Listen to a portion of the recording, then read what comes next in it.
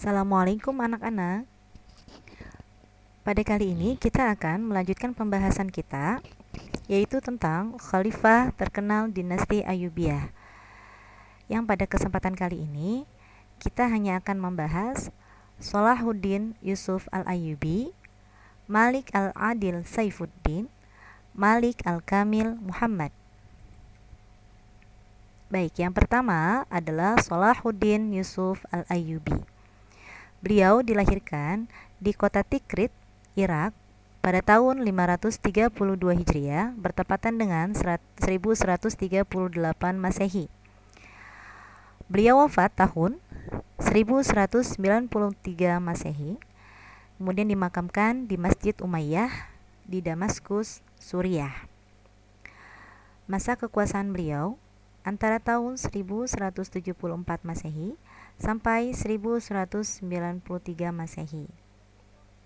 Ayahnya bernama Najmuddin bin Ayyub, sedangkan kakeknya bernama Ayyub.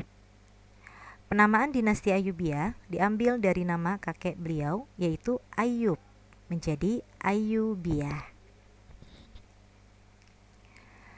Sekilas tentang Salahuddin al-Ayyubi. Pada masa kecil beliau, selama 10 tahun, dihabiskan untuk belajar di Damaskus, di lingkungan anggota keluarga dinasti Zanki yang memerintah Suriah. Pada saat itu dipimpin oleh Nuruddin Zanki. Salahuddin al-Ayyubi, atau terkenal dengan nama Saladin menurut lafal orang barat, adalah salah satu pahlawan besar dalam tarikh sejarah Islam. Beliau mengisi masa mudanya dengan menekuni teknik perang, strategi, dan politik. Beliau selalu menghabiskan waktunya siang dan malam untuk kemajuan umat Islam. Beliau senantiasa menjaga waktu sholat dan mengerjakannya secara berjamaah. Suka juga mendengarkan Al-Quran, hadis, dan ilmu pengetahuan lainnya. Karir Salahuddin al-Ayyubi dimulai dari tahun 1164. Beliau mengikuti ekspedisi pamannya Asaduddin Syirkuh ke Mesir. Pada tahun 1169, beliau diangkat menjadi wazir oleh khalifah dinasti Fatimiyah, yaitu Al-Adid. Hingga akhirnya tahun 1171 Masehi, ia berhasil menguasai dinasti Fatimiyah setelah Khalifah Al-Adid wafat karena sakit. Kemudian ketika Salahuddin sudah berkuasa atas Mesir, ia menghidupkan kembali aliran Sunni, Ahlus Sunnah wal Jamaah, setelah sebelumnya ketika dikuasai Fatimiyah beraliran Syiah. Kemudian pada tahun 1174 Masehi, Nuruddin Zanki wafat. Kemudian Salahuddin mengumumkan pengambil alihan kekuasaan Bani Zanki di wilayah Mesir.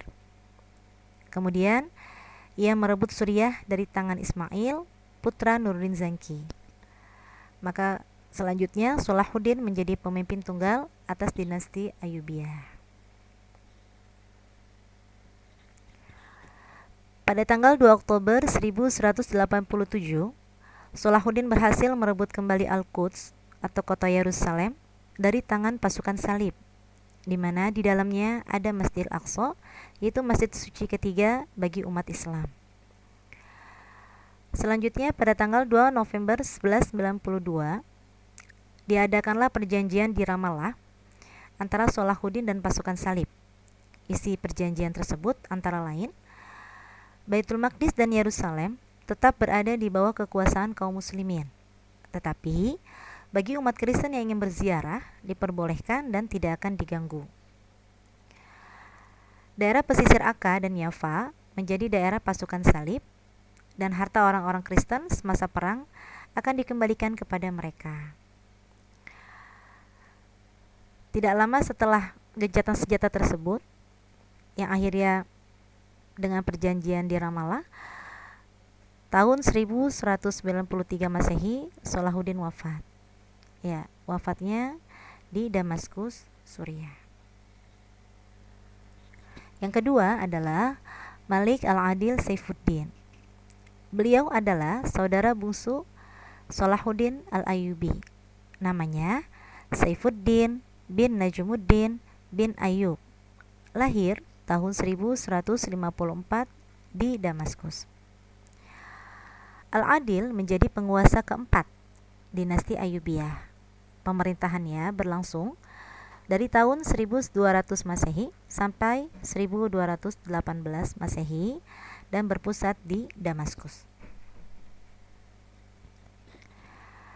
Al-Adil merupakan seorang penguasa yang berbakat, efektif, dan bijaksana. Di antara prestasinya yang sudah diraihnya, antara lain, mengikuti pamannya melakukan ekspansi militer ke Mesir. Selanjutnya menguasai Mesir atas nama Salahuddin Al-Ayyubi yang pada saat itu mengembangkan pemerintahan di Damaskus. Dapat memadamkan pemberontakan orang-orang Kristen Koptik di wilayah Kiev, Mesir. Kembali ke Mesir untuk memerangi pasukan salib, kemudian menjadi gubernur di wilayah utara Mesir, menghadapi pemberontakan Izzuddin di Mosul, menjadi gubernur Suriah, selanjutnya menjadi sultan di Damaskus. Sehingga pada tahun 1196 sampai 1199, ia kemudian menjadi penguasa tunggal untuk Mesir.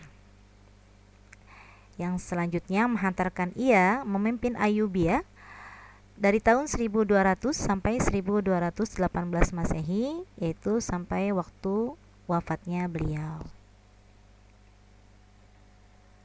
Baik, yang ketiga adalah Malik Al-Kamil Muhammad. Nama lengkapnya Al-Malik Al-Kamil Nasruddin Abul Ma'ali Muhammad. Beliau adalah putra dari Al-Adil.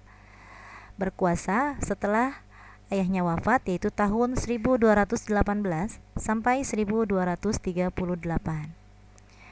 Sekilas tentang Al-Kamil. Pada tahun 1218, ia memimpin pertahanan menghadapi pasukan salib yang mengepung kota Dimyati. Ia kemudian menjadi sultan setelah ayahnya wafat. Pada tahun 1219, Al-Kamil hampir saja kehilangan tahta karena persekongkolan kaum Kristen Koptik. Ia kemudian mengungsi ke Yaman untuk menghindari komplotan tersebut.